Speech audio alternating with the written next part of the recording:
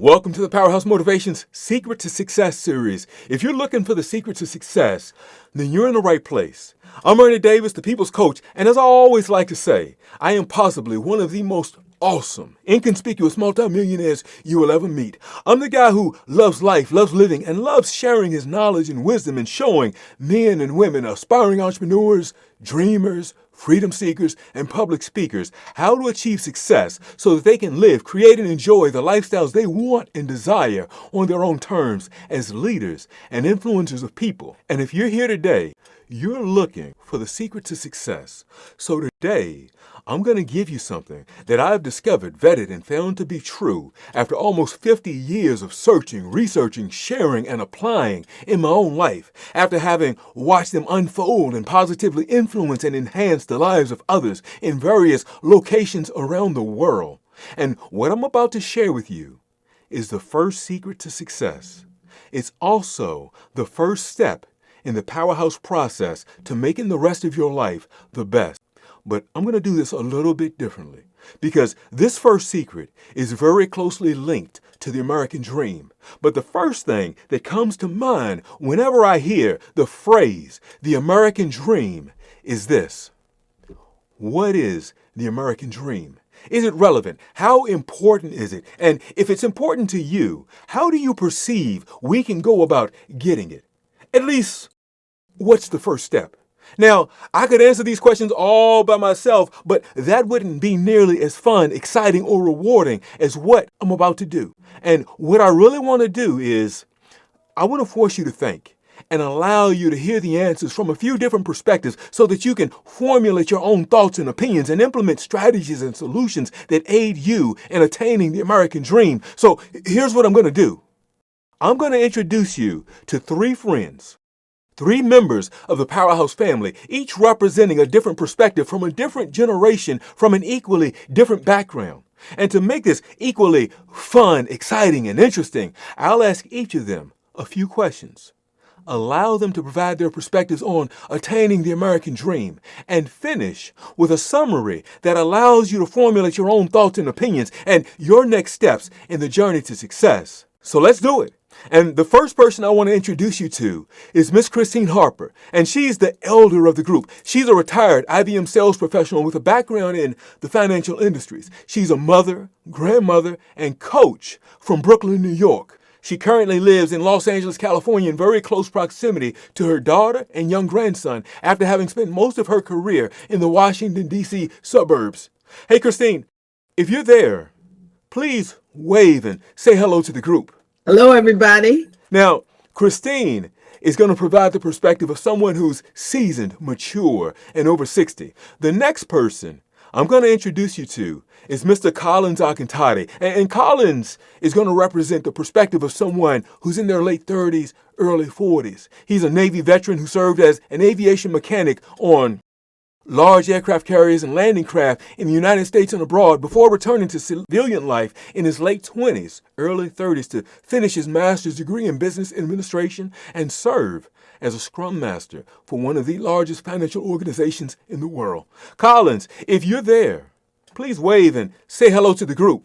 Hello, everybody. Collins is married and has a beautiful wife and baby girl. Together, they reside in the Dallas-Fort Worth area of Texas. He's also an adjunct coach, independent business owner, and host of the Mentality Podcast on YouTube. And you're going to want to hear a lot more from Mr. Collins Akintade and the rest of the group. So I'll provide everyone's contact and social media follow information down below. Now, the third and final person I'm going to introduce you to is going to provide the perspective of someone in his late 20s and early 30s. So we have every age group represented. Ms. Harper in her silver and spontaneous 60s, myself representing the late 40s and early 50s group, Mr. Akintade representing the late 30s and early 40s group, and Mr. Michael Estu representing the late 20s and early 30s group. So let's do it. Guys, are you ready? Yes, sir. Ready to go. Ready. We're ready. Well, let's get started. Ms. Harper, let's start the questions with you. What comes to mind when someone in their 60s thinks about the American dream and the first secret to success, knowing what you want and desire from life? The first thing that comes to mind for me is that I have lived the American dream. I have lived well, I have dined well, I have raised my family well. And now I'm in the phase of my life that is semi-retirement. I'm happy. In my 60s, I'm able to say, I've done most of the things I want to do. Now I'm going to give back and I'm going to accept the beauty that is all around me, the peace that is within me, the things that I set out, the things that I defined as the American dream for me, and then I went after them. That's what I think about as a woman in her 60s when I think about success and the American dream. I'm grateful that I've experienced it. So Miss Harper has experienced the American dream. She knows what she wanted, she set out for it, and she achieved it. How about you, Mr. Arcantati? What comes to mind when you think about the American dream and the first secret to success, knowing what you want and desire from life? And do you believe it's attainable? I think about that thing that brings everybody here, right? The luxury that I had being first generation born in America is a luxury that many people didn't have. Right? My father was not born here, so he came here to seek out the American dream. And I'd imagine his thought of the American dream is being able to build a life for yourself, the life that you wanted, unhindered by your government, unhindered by corrupt politicians, unhindered by opportunities. So when I think of the American dream, I think of the place that you can come here and build something of yourself. I think of all of the people who have came to America to make a name for themselves, make a legacy for themselves. And all these people had one thing in common, and they had the desire. And that's what it took for me. I had to have a desire, what it is that you want, right? And that really separates dreams from a wish, right? Once I focus on what it is that I want. So I sat down with Ernie when I first joined the Powerhouse program, and we went in this room and what is it that you really want? And what is it that you believe that's not true about yourself? Right? What are these self-limiting beliefs that you have? So if I could raise a magic wand, you could have anything you wanted out of this world. What would you have? And it was a tough exercise. But once I honed in on what it is that I desired, what it is that I wanted for my life, for my legacy, for my family, given the freedoms that this country provides, it helped me get an understanding and a roadmap for my personal success and development. And once I had that plan, I went to work. I went to work on myself. I went to work on my mindset. And I went to work on changing my environment and the people that I interacted with. And I think that all those things are very uniquely free to America. And so the American dream is still alive because with the right desire and team, you can have anything that you want. So, as the son of an immigrant, Mr. Akintade thinks about all of the people who have come here to make a name for themselves unhindered. And it all starts by knowing what you want and finding someone who can walk you through the process. Well, Mr. Michael Estu, that leaves you. But let me introduce you before you provide your answer. Now, Mr. Estu is an HR professional in Southern Maryland currently specializing in Head Start programs. He's also the owner of Estu Productions and a few other small businesses where he promotes and advertises up-and-coming artists, superstars, and entrepreneurs. Mr. Estu, please tell us, what comes to mind when you think about the American dream and the first secret to success, knowing what you want and desire from life? And do you believe it's attainable? When I think about the American dream, I think about the founders of America and how they sought freedom, how they sought independence for themselves, and tying that back into knowing what a person truly desires within their lives and obtaining the American dream. It may be different than what you've seen in the movies. It may be different than what other people think about the American dream. But we have to understand like what about our lives? Like what about who we are and what our American dream would be? We have all these people telling us where to go, what to do, and going to school, getting a good job. But what does the American dream look like for us? And by understanding ourselves on a soul level, understanding our purpose, we can be to achieve the American dream. It's just up to us to understand what that looks like. The American dream is possible and attainable for everyone. It just depends on what it looks like for you. What does the American dream look like for you? And to be able to understand that, you have to understand yourself and understand the goals and what you truly desire within your life.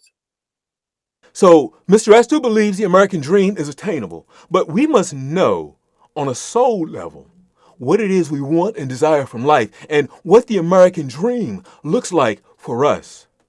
Now, Miss Christine, do you think the American dream is attainable for the younger generations? And if so, what do you think they should focus on? And what steps should they take to make it a reality? First of all, I think the American dream is attainable by anyone who really wants it. So the younger generation, yes, this is possible. But what you have to do is understand what it is you want. How do you define the American dream for yourself? And then understand what it is you bring to the table.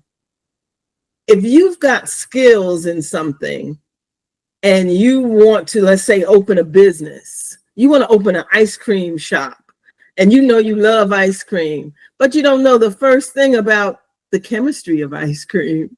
Well, then you have some skills you need to develop.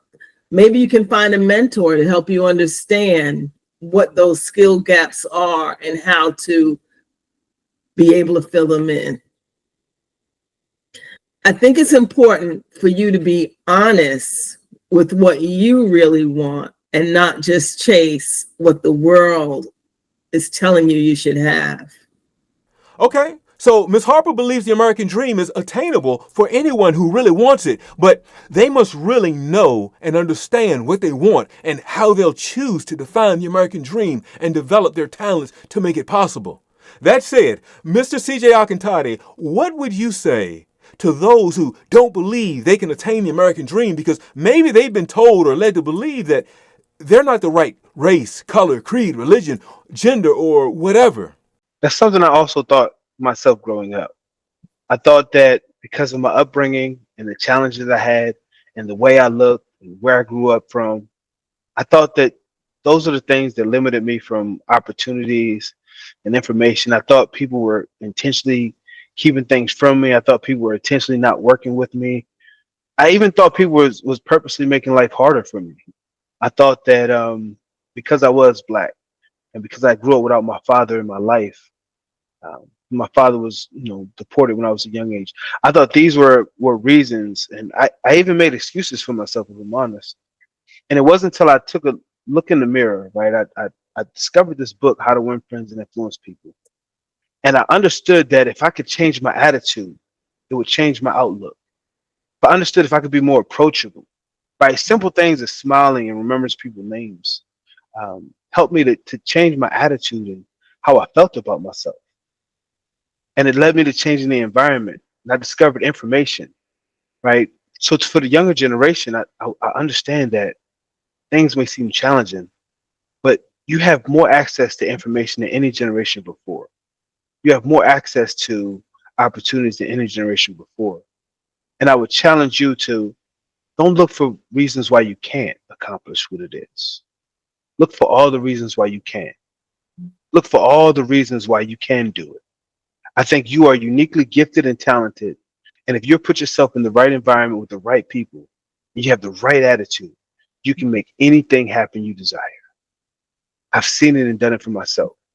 So I would just encourage this next generation to seek opportunities to get better, improve your skill set, improve your thinking, and improve yourself. So Mr. Akintade used to believe that people were intentionally hiding information from him, refusing to work with him, and intentionally making life harder for him simply because of who he was or who he was not. Luckily, he discovered it wasn't true. So Mr. Estu, what would you say has been the biggest challenge to pursuing your American dream as someone in his late 20s and early 30s? And if you could go back and do one thing differently, what would you do? Growing up, I always had my parents tell me, oh, I should go to college. I should get a good job. I should just be the average, the average Joe. But, I never really took the time to understand what I truly want and desire within my life and, my goals and my plans in life and everything. I always listened to what others told me of how I should live my life or what I should be doing with my life instead of, creating my own plan, creating my own vision. And so, following that, I know they meant well for me. I know that they wanted me to, get that good education and get that, that regular job. But, up until this point right now, it just feels like, I wasted that time. I wasted that time trying to follow what others wanted of me, trying to follow what others expected of me, instead of, reaching for my own goals and reaching for the life that I truly want and desire. And, looking back right now, if I could change one thing, I would say to really be able to, you know, I would say to really be able to live my own life, to be able to make my own decisions for myself, to be able to at least, have like a coach or a mentor to be to guide me, to be to support me, help me understand what I want and truly want, what I truly want and desire within my life. And, you know, if you ever going through life and you're experiencing this, or you feel like you always have to follow what other people say, you don't have to. You can be able to create your own life. You can be able to do the things that you want to do. You just have to figure out who you are and what you truly desire and want in life. And, you can be able to live the American dream. Thank you, Mr. Estu. What about you, Ms. Harper? I know we're talking about the American dream, and Mr. Estu just gave his answer, and it was very heartfelt. But what about you? If you could go back and do one thing that would aid you in living, creating, and enjoying the life you wanted and desired on your own terms, what would you do? I'll tell you, when I got out of college, I was accepted into grad school at NYU. It was a school of social work. And I really wanted to go, but when I weighed the pros and cons, I said, wait a minute, you want me to take out a loan because I didn't have a fellowship, take out a loan for $20,000 a year. This is a long time ago. And then make $20,000 a year, because that was kind of the going salary for that profession at that time. So I did too much weighing and measuring, and it held me back. But I think that had I pursued a graduate degree, I would have connected with people that were in the field I was interested in. I would have connected with people who were trying to deliver the same things that I was trying to deliver to the world. And we could have made a bigger impact. I could have made a bigger impact. I would have had more confidence, more connections, more direction.